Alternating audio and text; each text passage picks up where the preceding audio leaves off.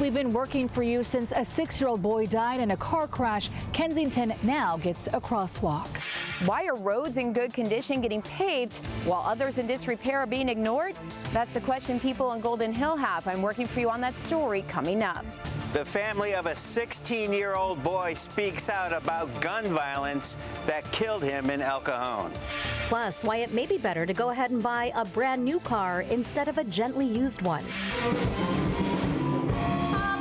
How a 22-year cop started singing the blues. And the pig that's eating every leftover jack-o'-lantern in sight. CBS 8 News Live at 6 starts now. 8 months after a little boy was killed in a car crash at a busy intersection in Kensington, the city of San Diego has put in a new crosswalk. Good evening and thank you for joining us. I'm Carlo Cicchetto. I'm Marcella Lee. The 6-year-old boy was in a car that was T-boned on Adams Avenue. That impact caused the car the boy was in to flip over and land on a fire hydrant, killing the boy. Since then, we've been working for you and helping neighbors who have been pleading for safer streets. CBS 8's Abby Black is live to share if the new crosswalk is slowing cars down. Abby. Carlo and Marcella, the memorial for 6-year-old Cajon is still here. He died in that crash in March, and since then we've been working for you. Neighbors have been calling on the city, trying to make Adams Avenue safer. And as you can imagine, this rocked the community. They now have a crosswalk with rapid flashing beacons. The images and cries for help in Kensington after a 6-year-old was killed in a car crash on Adams Avenue and Biona Drive in March are still raw. Every time I walk by here, I get teary-eyed, so it's hard. CBS 8 has been working for you. You'll be walking in basically fear for your life because they don't stop. Going to vigils. They cruise right through the stop sign. And rallies calling to make this intersection safer. Yeah, stop signs on every corner. We've shared the campaign to slow down drivers and shared pictures that neighbors took over the years of crashes at this intersection, and several Get It Done reports calling for a 4-way stop at the crash site. I think the city needs to look at what the best solution is. Is it a stop sign? Is it caution lights? Is it a traffic circle? Council President Sean Elo Rivera tearfully listened to his constituents. I live in the neighborhood. I have a 2-month-old son at home, and so when that little boy died, my wife was pregnant, and it was devastating to me. I thought about walking with my family, and it makes me emotional when I think about it now, and we want folks to feel safe. The new dad says that he worked with Kensington community members and the city's transportation department on a traffic study and found after evaluation it met the criteria for a rapid flashing crosswalk. Elo Rivera says that when he heard the city didn't have the funding to install the crosswalk, he dipped into his district's community projects, programs, and services fund to pay $12,000 to complete the work. It's definitely made a difference. The crosswalk was installed last week, and while many drivers are slowing down and stopping, not all are paying attention. When we activated the crosswalk, we had to dodge a truck who sped right by us. It's really devastating to, constantly see the memorial and people still aren't considerate of anything like that. Addie Graxiola says the crosswalk is a start, but once more done. She's disappointed the city's evaluation for a 4-way stop and traffic calming measures didn't meet the city's criteria. How many more people do we have to lose in this specific intersection? How many more, crashes do we have to have in order for it to meet the criteria? The city's traffic study goes into more details on why a 4-way stop or other traffic calming measures did not meet its criteria. For instance, it says that it watched traffic for 24 hours and found that most drivers traveling on Adams Avenue in this area went about the posted speed limit, which is 25 miles per hour. I also want to mention that I did check with police on the cause of this crash, and they say that it was a right-of-way violation, and it was sent to the city attorney's office for review. Abby, understandably, the people who live there, they say more needs to be done. We saw that pickup just blow right through it with the flashing lights and all. Did Council President Sean Elo Rivera say if there are any other safety measures planned for that stretch of Adams Avenue? Carlo, he says that the city has already repaved some of the crosswalks here on Adams Avenue, and they're also going to paint these curbs red here on Biona and Adams, as well as they're working with the Franklin Elementary principal on posting new school signs and also a no U-turn sign near the school. Reporting live in Kensington, I'm Abby Black, CBS 8. Good to see some progress, but waiting for possibly more. Thanks, Abby.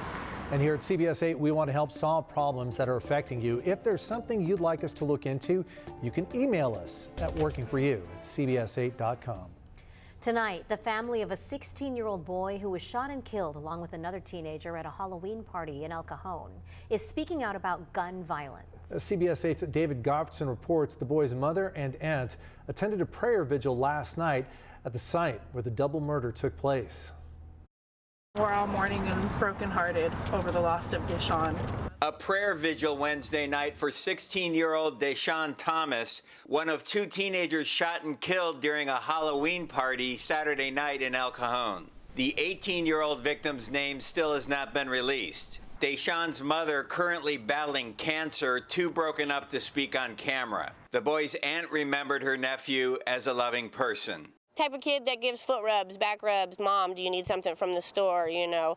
Family and friends called him Day Day, and now they are looking for justice. My nephew is a 16-year-old innocent victim that deserves justice. Think about it. If it's your sister, your cousin, your brother, your mother, whoever it may be, please, you would want them to have the closure and the justice they deserve and you as a family deserve. What happened? What happened? They killed one of my friends. How? Why? They shot him. This is cell phone video recorded moments after the shooting. Both teenagers were shot on the street outside the party, which was taking place in an Airbnb rental house in the 700 block of Mahogany Drive. These people are individually waiting out here to attack young teenagers that have a party at 16 and 18 years old, trying to live a normal lifestyle and having balance and having a little bit of joy in it, and it's, you know, senselessly taken by gun violence. A neighbor showed me surveillance video showing multiple suspects in black ski masks opening fire on the teenagers and running away towards a vehicle parked nearby. One gunman then returns to the scene of the crime and is seen on surveillance video shooting the 18-year-old again and again.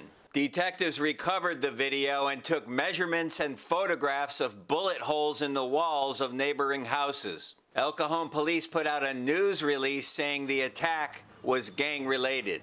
My nephew was not no gang member. He is not a documented gang member. You don't have him running the streets, causing mischief and trouble. Regardless of the motive, 5-year-old Aiden just wants his cousin back. I really miss my cousin. I really love him. Love you, Dada. Love you, Dada. If you have any information about this shooting or the suspects involved, contact the El Cajon Police Department. In El Cajon, David Goffredson, CBS 8. Thank you, David. Crews are making progress against the Highland fire up in Riverside County. The latest numbers released by CAL FIRE show the fire holding at nearly 2,500 acres. Tonight, it is 20% contained. That fire has forced thousands of people to evacuate. Flames have destroyed 7 structures. At least 2 of those were people's homes. The fire broke out on Monday afternoon in the Aguanga area near the junction of highways 79 and 371. Mayors from major cities, including Los Angeles, are reaching out to the White House for help managing the migrant crisis. And mayors from Denver and Chicago went to the White House in Capitol Hill today. By the end of this year, we're going to reach well over $300 million alone in just addressing this year's dynamic. They are asking for additional federal money as well as accelerated approval of work authorizations and a coordinated entry process for migrants. They say they need a total of $5 billion in federal funding. We will have much more on today's meetings and a letter from mayors in other major cities tonight in our second half hour. Animal rights advocates are suing the San Diego Padres and the C5 Rodeo Company for a planned rodeo at Petco Park, calling it an animal cruelty event. The Animal Protection and Rescue League filed the lawsuit today. They're trying to stop a 3-day rodeo planned for January at Petco. Animal advocates say rodeos subject farm animals to, quote, torture and animal cruelty, and they want a judge to step in. There's a reason that the city of San Diego hasn't had one of these cruel events since the 1980s, and it's the San Diego Municipal Code has a number of provisions that prevent the exact types of things that they're planning on doing. CBS 8 reached out to the Padres for comment today. We're still waiting to hear back. Malejo Village, a new permanent supportive housing complex in San Ysidro, had its grand opening today. Jamboree Housing Corporation built it. They tell us the building has 64 units with either 1, 2, or 3 bedrooms. The complex is already at 100% capacity. It's serving formerly homeless individuals and families. They plan to provide free services, including job training and after-school programs for kids. Oceanside will be getting an overhaul of its high-speed internet infrastructure over the next couple of years. Mayor Esther Sanchez and representatives from Sci-Fi Networks held a symbolic ribbon cutting today to mark the start of the project. Oceanside will become a fiber city, which the mayor and the company say will help people, businesses, even healthcare get better internet service to do better work. CBS 8's Jesse Cajon is here with what that all means for the city and how long this is going to take. Jesse. Yeah, guys, we're literally talking infrastructure underneath the city. That's what this is all about, an upgrade, bringing it to kind of this day and age, right? So Sci-Fi Networks is going to be installing that new fiber optic cabling throughout Oceanside, which they say will give everyone in the city access to some of the fastest internet speeds available in residential areas. This is so exciting. It is just fantastic news that this is happening in our community. Sci-Fi Networks, a telecommunications engineering company out of New Jersey, is installing miles of fiber optic cable throughout Oceanside to upgrade the city's internet options. The company says the new network will connect 70,000 homes, businesses, and institutions with internet running at speeds up to 10 gigabits per second, some of the fastest you can have at home. Once the network is built, different service providers can tap into it and offer their specific services. This means lightning fast speeds, better reliability for work, education, and healthcare. Households will be able to have multiple connected devices working simultaneously without any slowdown or interruptions. The project will cost about $120 million with Sci-Fi funding all of it. Oceanside is the latest so-called fiber city, but not the first. It joins 25 others in California, including Escondido and several others in 10 other states. I asked, why Oceanside? Would you pick Oceanside? Well, where else would you want to build this kind of a project? Now, the network will also allow the city to start using some so-called smart city services. So things like showing public parking availability on an app or automatically dimming lights in public spaces. Sci-Fi says the construction isn't heavy. They're going to be using a process called micro-trenching to dig some narrow trenches to put the cables in.